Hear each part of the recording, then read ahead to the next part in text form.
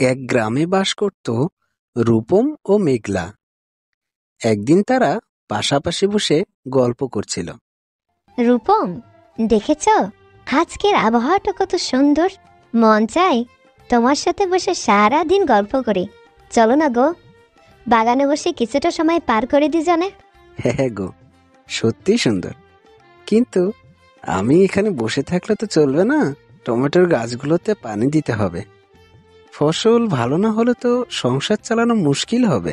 Tomato গাছগুলো যেন ভালো হয় এজন্য তো যথেষ্ট চেষ্টা করছি। কি জানি কি ভাগ্যে আছে। যাই গো, এখন আর বসে থেকে কাজ নেই। ঠিক আছে গো, যাও, তবে মন খারাপ করো না। আমি জানি একদিন সব ঠিক হয়ে যাবে। চলি গো গিন্নি, সাবধানে থেকো।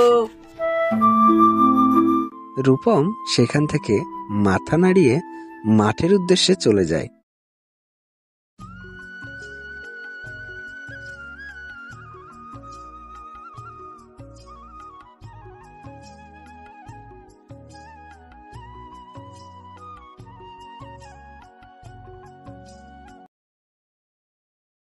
রূপম তার টমেটো গাছগুলোর দিকে হতাশ হয়ে দাঁড়িয়ে থাকে।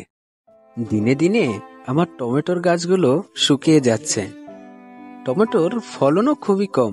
হায় আল্লাহ, এত যত্ন করেও কেন আমার গাছগুলো এভাবে মরে যাচ্ছে? কিছুতেই ভালো ফসল পাচ্ছি না। জানি না কবে আল্লাহ আমার মুখের দিকে তাকাবে।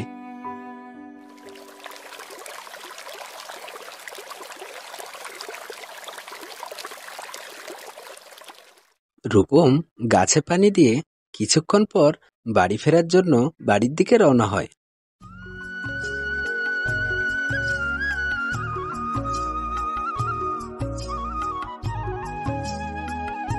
ফেরার পথে চন্দন মামার সাথে তার দেখা হয়।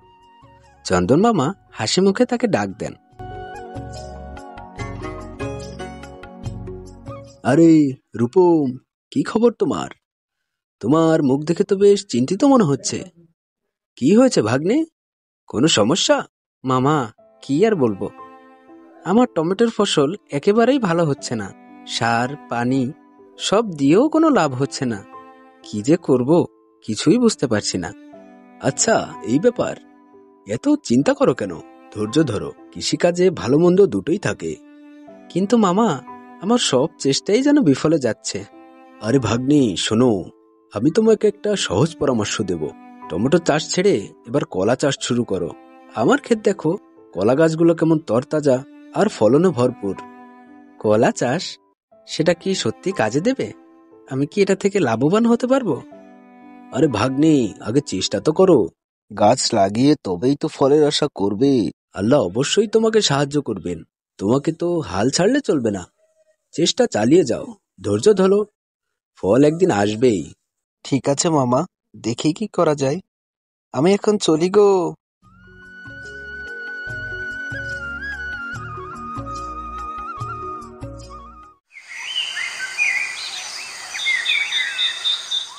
পরদিন সকালবেলা রূপম মাঠে যাওয়ার জন্য প্রস্তুতি নিচ্ছিল। মেঘলা, আজ দুপুরে ভাত নিয়ে মাঠে এসো। তোমার সাথে গল্প করে মনটা হালকা করব। ঠিক আছে গো, আমি সময় মতোই ভাত নিয়ে চলে আসব। তুমি ফসলের দিকে খেয়াল রেখো।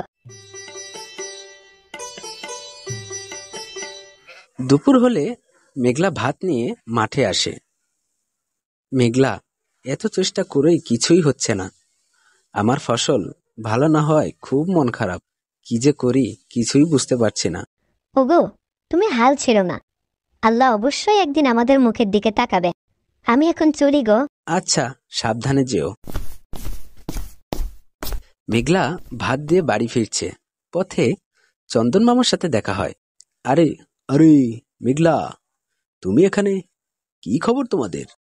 মামা, আমাদের ফসল একেবারেই ভালো হচ্ছে না। রূপম খুবই চিন্তায় আছে। আরে মা, চিন্তা করো না।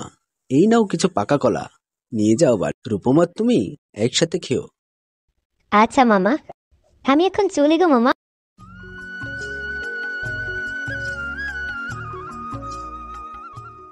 সেদিন রাতের বেলা মেঘলা আর রূপম কলাগুলো ভাগাভাগি করে খায়।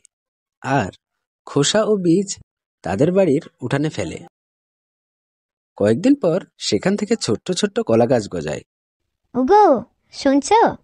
দেখো কত সুন্দর কলা গাছ হয়েছে আমাদের উঠানে। মামা ঠিকই বলেছিলেন। হ্যাঁ, আসলেই তো, সত্যি অনেক সুন্দর কলা গাছ হয়েছে। এখন থেকে আমরা কলা চাষই করব। কয়েক মাস পর উঠানে কলা গাছে ভরে গেছে। রূপম কলা চাষ শুরু করেছে, আর তার ফলনও ভালো হচ্ছে। তাদের সংসারে সচ্ছলতা ফিরেছে। চন্দন মামা একদিন তাদেরকে দেখতে আসেন। কি হে ভাগ্নে, কেমন চলছে? হ্যাঁ মামা, আপনার কথা শুনে আমরা কলা চাষ শুরু করেছিলাম, আর এখন তার ফলও দারুণ পাচ্ছি। দেখেছ ভাগ্নে, পরিশ্রম আর ধৈর্য জীবনের আসল মন্ত্র।